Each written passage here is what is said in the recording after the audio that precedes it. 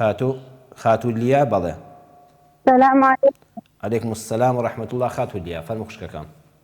مامۆستا ئەمە سێرێکم هەبوو لە کاتی ئیمتیحانات چی ئاەتێک بەخۆی باشە بۆی ئەو پرسیارانە لە کاتی بەخێر زۆر دووەڕاستی دەبێت لە کاتی ئیمتیحانات کاتێککە وەرەقە بێتە پێ دووەڕاستیان پێ هەموو شتێک لە یاد دەکەن هەموو لەبیر دەستیکات. ئاتێکی وە مشک نابم بەڵام میشەڵا ڕێنمایی دەکەم بە ئیزنی خواخواوەتان ئاساکە خوشکە لیا بەسەر چاوان. یا ڕەبی خوای گەورە کارتان بۆ ئاسانکە بۆ تۆ بۆ هەموو هاوڕێ قوتابی خوێندکارەکانت یا ڕەبی. خاتو لیا خوشکە لیا دەڵێ لە کاتی ئیمتیحان لە چ ئاەتێ بخوێنم؟ والله ئاەتێکی وان نییە کە لە پێغەمبەرەوە صلی الله عليه وسلم هاتبێ لە کاتی ئیمتیحان ئەوە بخوێنی.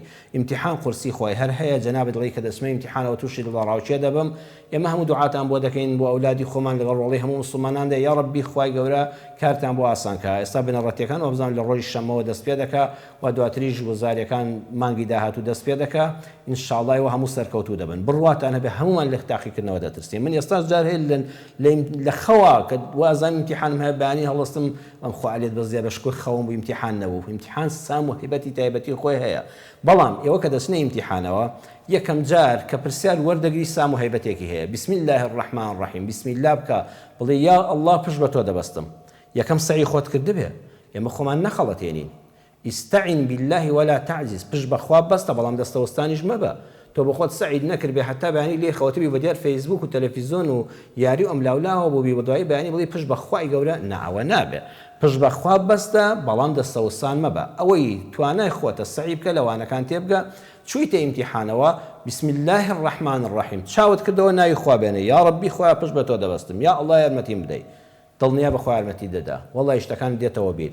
بەڵام کاتێککە سەیر دەکەی پرسیارێکت بەلاوە قورس بوو من لە کاتی قوتابخی خۆم و ئەوانەی ئەزمونم هەیە لەسەری پرسیارە قورس بوو زەربێکی لێ بدە جارێ ئەم پرسیارە جواب نادەمەوە بگەڕێ کام پرسیارانی ئاسانن بەلاتەوە ئاسانن کاتی خۆت بەوانەوە بگرە ینی دڵت خۆش دەبێ نەخێ ئەو پرسیار یەکەم نەزانی وڵا سێمیشم نەزانی دووەم نەزانی بەڵام چوارەم دەزانم پێنجەم دەزانم حوتەم دەزانم ینی فەرعەکان لێک دەوانێت پرسیارەکان ئەوەی دەیزانی بەلاتەوە ئاسانە سەحێکی لێتە خێرا ئەوانە وڵامدەوە کە ئەوانە وڵامدایەوە دڵت خۆشە معنەوێتت بەرز بەوە.